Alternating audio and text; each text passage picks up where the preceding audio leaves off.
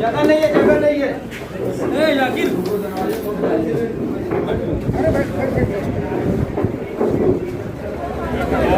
शेर मारो शेर।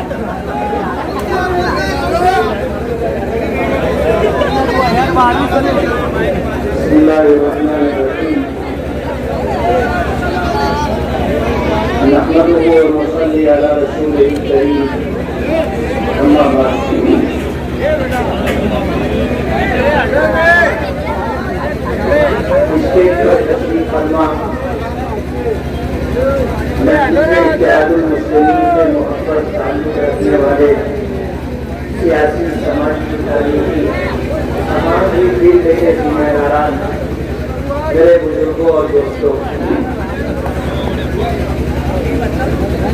किसी शायर ने कहा है कि तुमने चाहा ही नहीं,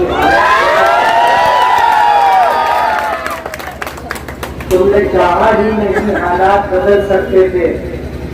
मेरे आंसू तेरी आंखों से निकल सकते थे। 2 कदम साथ मेरे चल के तो देखा होता, खुद बहुत तेरे ख्यालात बदल सकते थे। तुम तो ठहरे ही रहे झील के पानी की तरह, दरिया होते तो बहुत दूर निकल सकते थे।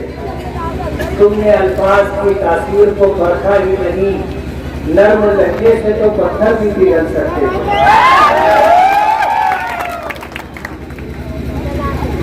आज का हमारा ये प्रोग्राम डॉक्टर खालिद परवेज साहब शेमारी महाराष्ट्र के सदर, उनके ऑफिस का इफ्तिताही प्रोग्राम। मजलिस-ए-इत्तेहाद मुस्लिमीन से मोहब्बत रखने वाले, ताल्लुक रखने वाले छोटे बड़े सभी हजरात आज इस वक्त यहाँ मौजूद हैं।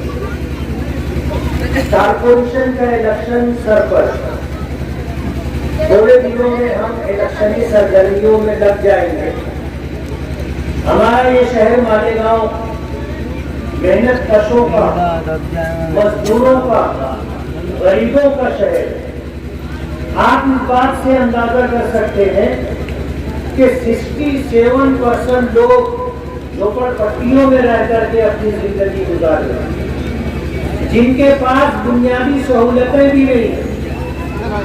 रोड नहीं है, गटर नहीं है, पानी की पाइपलाइन नहीं है, लाइट का इंतजाम नहीं है, सेहत आम्मा का कोई हेल्थ सेंटर नहीं है, इलाज और मुआवजे की कोई सहूलत नहीं।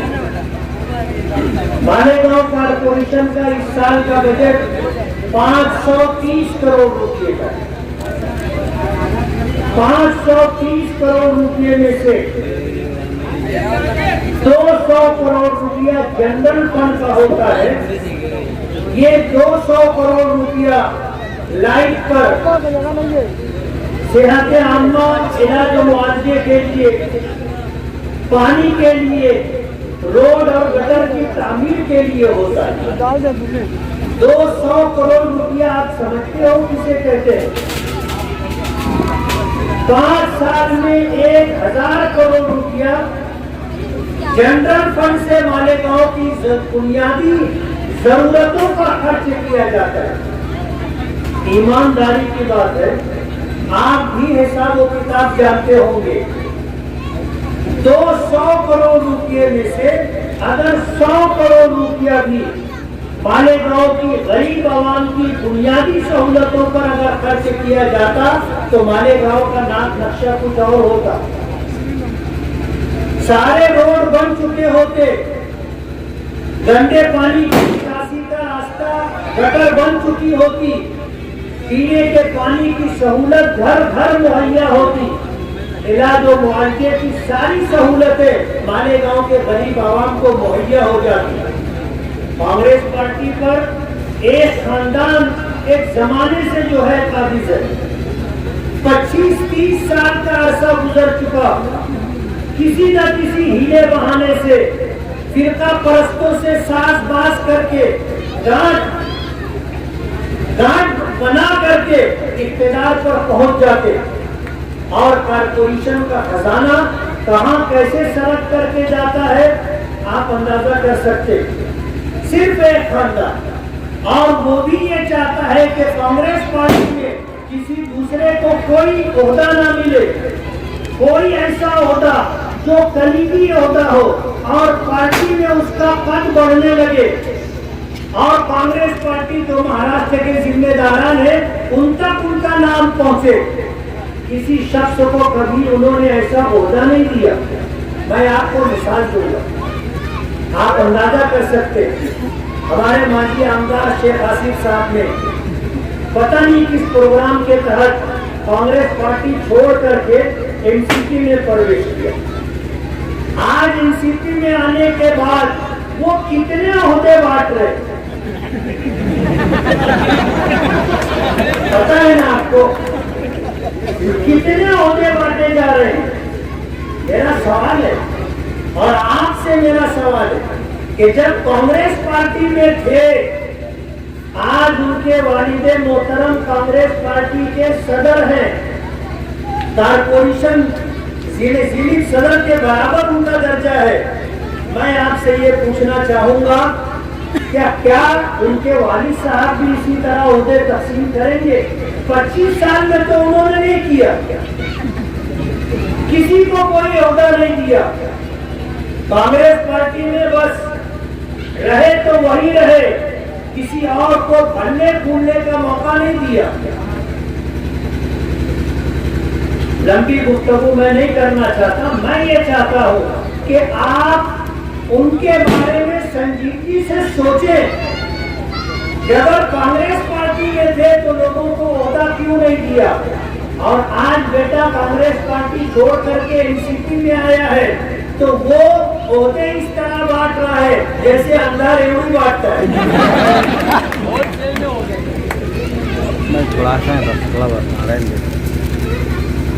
कांग्रेस पार्टी के जिम्मेदारान ने इन हालात के अंदर मुझसे कई मरतबा बात की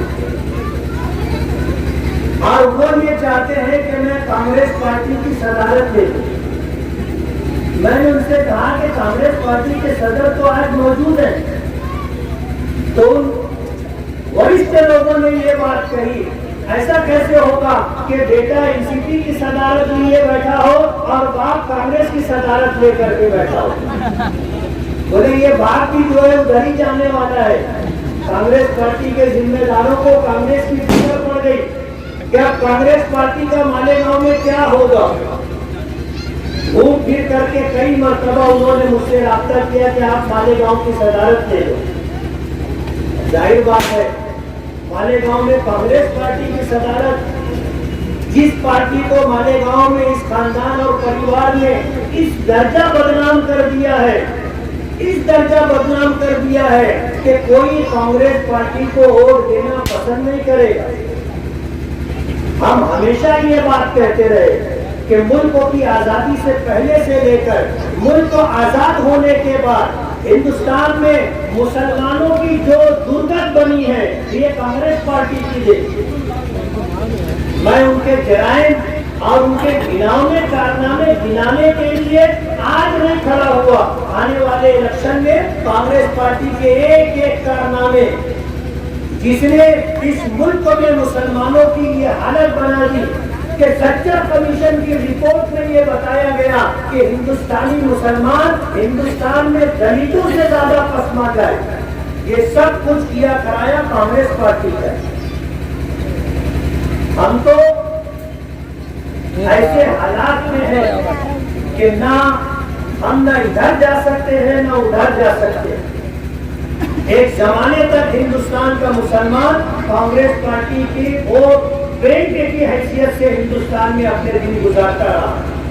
आज लोगों को समझ आने लगी और ये बात महसूस करने लगे कि हमारी इन अबता हालत की जिम्मेदार अगर कोई पार्टी है तो वो कांग्रेस पार्टी है। आज बीजेपी इस मुल्क में जो कुछ कर रही है, जितने कवानीन बनाए जा रहे हैं, जितने बिल पार्लियामेंट में लाकर पास किए जा रहे हैं, ये सब इसका मुसव्वदा और इसकी फाइल कांग्रेस पार्टी ने तैयार करके रखी। बीजेपी को रेडीमेड मटेरियल मिला है, रेडीमेड वही सारे फाइल ला करके आज बीजेपी के लोग उसको जो है पार्लियामेंट में पेश करते हैं, उसको पास करते हैं और उसका निकास करते हैं और फिर पूरे हिंदुस्तान पर उसको लागू किया जाता है। हम तो गालियां दे रहे हैं बीजेपी को, बुरा भला कह रहे हैं बीजेपी को, जबकि ये पूरी प्रोग्रामिंग कांग्रेस पार्टी की है। एक एक काम और एक एक बिल जो पार्लियामेंट में ला करके पेश किया जाता है और ताकत के बलबूते पर मंजूर करवाया जा रहा है, ये सब कुछ किया कराया कांग्रेस पार्टी का। डॉक्टर साहब ने गुरुवार वार्ड और रविवार वार्ड में बसने वाले मजदूरों के लिए, गरीबों के लिए कांग्रेस पार्टी ने क्या किया, उन्होंने तफसील से आपको बताया।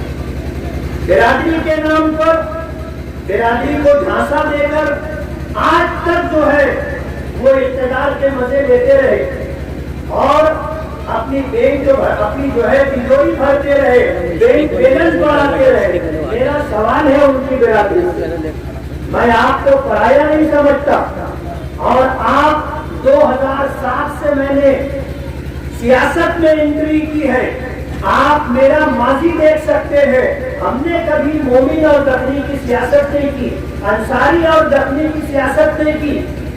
हमने अगर ईमानदारी से देखा जाए तो हमने अंसारी बिरादरी को नहीं, दखनी बिरादरी को झुकता दिया है। आप हमारी इन 13 साल 14 साल सियासी तारीख उठा करके देख सकते हैं। हमने कभी बिरादरी नहीं देखी, हमने सबको अपना समझा और हमेशा अपना समझ करके उनके साथ हम चलते रहे और कामकाज होता रहा। लेकिन जिन लोगों ने बिरादरी के नाम से आपसे वोट लिया, मेरा ये सवाल है कि उन्होंने बिरादरी को क्या दिया? बिरादरी से वोट ले लिया, इख्तियार के मजे ले रहे हैं और शाहों की तरह जिंदगी गुजार रहे हैं, लेकिन बिरादरी को क्या दिया उन्होंने? ये मेरा सवाल है और आप इस सवाल को लेकर के तन्हाई में बैठ करके सोचना, गौर करना कि इन्होंने आपसे वोट तो ले लिया, इख्तियार हासिल कर लिया, लेकिन आपको क्या दिया? इन्होंने कुछ भी नहीं दिया। बिरादरी से फायदा उठाया, बिरादरी को इस्तेमाल किया, जज्बाती सियासत की, लेकिन बिरादरी के लिए रोजगार तालीम बाकी लेकर के आ रहे थे। हमारी वो माएं और बहनें जो प्लास्टिक कारखानों में प्लास्टिक चुनती हैं, उनको ढांसा दिया गया था कि हम कालीन बनाने के कारखाने वाले गांव में कायम करें। कालीन दिखी आपको? कारखाना जाने दो, कारखाना जाने दो, कालीन दिखी? चलो बाहर से ला करके अगर कालीन दिखा दिए होते तो सवाल आ जाता। सिर्फ झांसा लेना और ऐसे आप दिखाना जिसकी ताबीर भी नहीं, हमेशा से इनका काम रहा है। और इन्होंने मालेगांव को वो इस्तेहसाल किया है कि अगर ये हिसाब और किताब देने पर आएंगे तो इनकी गाड़ी निकल नहीं सकेगी। मैं कोई तफसीली बात नहीं करना चाहता। आने वाले कारपोरेशन इलेक्शन में आप अपने लिए, अपने बच्चों के रोशन मुस्तकबिल के लिए एक फैसला आपको लेना होगा। आपने जिनको 25 साल से आजमाया है, किसी ने कहा है कि आजमुदन कतास्त के आजमाए हुए को आजमाना, ये बहुत बड़ी गलती। 25 साल से जिनको हम आजमा रहे हैं, फिर उनको आजमाने के लिए मौका देना, कहते ना नया जाल लाए पुराने शिकारी, नया जाल लाए पुराने शिकारी। जिन लोगों की जहनीत जैसी है वैसी ही रहेगी। 25 साल कांग्रेस पार्टी में रह करके आज पार्टी बदल लेने से हालात बदल जाएंगे, सोच बदल जाएगी, ऐसा नहीं होता। ये कितने जो है झमेले दिखाए जा रहे हैं, बताए जा रहे हैं, ये मालेगांव की आवाम को बेवकूफ बनाने के लिए किए जा रहे हैं। मैं आज इस मौके पर डॉक्टर खालिद परवेज साहब की ऑफिस का इफ्तिताह है। मैं इस मौके पर दिल की गहराइयों से डॉक्टर खालिद परवेज साहब को मुबारकबाद दूंगा। मजलिस इत्तेहादुल मुस्लिमीन परवान चढ़े, मालेगांव में उसके कदम मजबूत हो और मालेगांव की आवाम के लिए मजलिस इत्तेहादुल मुस्लिमीन और उसके कारपोरेटर और उनके वर्कर कोई अच्छा काम कर सके जो मालेगांव के लिए एक मिसाली काम हो, ये हमारी एक बेदीना ख्वाहिश है। हम ये चाहेंगे कि आप मजलिस इत्तेहादुल मुस्लिमीन के हाथ को मजबूत करें, मजलिस इत्तेहादुल मुस्लिमीन का साथ दें, मजलिस इत्तेहादुल मुस्लिमीन के काज को, उसकी पॉलिसी को अपना करके अपने शहर का नाक नक्शा बदलने की कोशिश करें। आज जिन हालात से हम गुजर रहे हैं हम ही जानते, 2 साल का अर्सा गुजर चुका और आज बरसरे इख्तियार पार्टियां शिवसेना, कांग्रेस, एनसीपी मजलिस इत्तेहादुल मुस्लिमीन को इस महाराष्ट्र के अंदर उसके कदम जमे और महाराष्ट्र के अंदर भले और फूले, किसी सूरत में उनको ये चीज बर्दाश्त नहीं है। हमें उनको फेस करना पड़ता है। जबकि हमारे उनके पुराने ताल्लुकात थे, उन ताल्लुकात के बाद भी उनका रवैया हमारे साथ सौतेला रवैया है। हम इस बात की कोशिश करते हैं, कर रहे हैं कि मालेगांव के लिए कोई अच्छा काम हो सके। आपको बताते हुए मुझे कोई दिक्कत महसूस नहीं हो रही है कि हमने अपनी माँ और बहनों के लिए, बच्चों के लिए मरकजी सरकार और गवर्नमेंट से सिविल हॉस्पिटल से लग करके एक हॉस्पिटल की मंजूरी ली और जिसका बजट तकरीबन 45 करोड़ रुपया था। बदकिस्मती कहिए कि आज बरसरे इख्तियार जो लोग हैं महाराष्ट्र में, जिनकी सरकार है कांग्रेस, एनसीपी और शिवसेना, इस हॉस्पिटल को वो कोशिश कर रहे थे कि नदी के उस पार मुंतकिल करें और सटाना हॉस्पिटल के अंदर वो ये हॉस्पिटल लेकर के जाए। आज ये अफसोसनाक खबर मिली है कि कैबिनेट मिनिस्टर होने की वजह से और सत्ता में होने की वजह से उन्होंने इस बात को मंजूर करवा लिया कि हमारी कॉन्स्टिट्यूएंसी में सिविल हॉस्पिटल से लग करके जो औरतों और बच्चों के लिए हॉस्पिटल बन रहा था, उन्होंने सटाना हॉस्पिटल पर उसको ट्रांसफर किया। ये सटाना हॉस्पिटल कारपोरेशन की मिल्कियत है और यही कांग्रेस के लोगों ने ये सटाना हॉस्पिटल मालेगांव से ले करके देहात वालों के लिए उन्होंने दे दिया। वो हॉस्पिटल हमारा नहीं रहा, वो देहात वालों के लिए। और आज इस वक्त जो अफसोसनाक खबर आई है कि ये हॉस्पिटल नदी के उस तरफ ट्रांसफर हो गया है। सरकार उनकी है, सब कुछ उनके पास है। हमने मुसलसल मेहनत और कोशिश की, लेकिन कोई भी हमें झूठा दिलासा तो दिया जाता रहा। हमारे लेटर पर जो है सिफारिश वगैरह की जाती रही, लेकिन फैसला वही हुआ जो हमेशा से होता रहा है कि नदी के उस पार सब कुछ है, इधर कुछ भी नहीं है। कोर्ट उस तरफ है, एपीओ ऑफिस उस तरफ है, प्रांत ऑफिस उधर है, एडिशनल कलेक्टर ऑफिस उधर है, कोर्ट तो उधर है। आज इतना बड़ा हॉस्पिटल भी इन्होंने उसी तरफ कर लिया है। ऐसे लोगों के साथ मिल करके कांग्रेस पार्टी के लोगों ने मालेगांव का सत्यानाश किया और इस हॉस्पिटल के ट्रांसफर में इनका भी हिस्सा है बराबर का। मालेगांव की आवाम हमारी कॉन्स्टिट्यूएंसी में जो हॉस्पिटल मंजूर हुआ था, ये उसे उस तरफ लेकर के चले गए। इससे आप अंदाजा करें कि ये कांग्रेस पार्टी हो, एनसीपी हो, शिवसेना हो, एक ही थैली के चट्टे पट्टे, ये कभी हमारे फैसला नहीं हो सकते।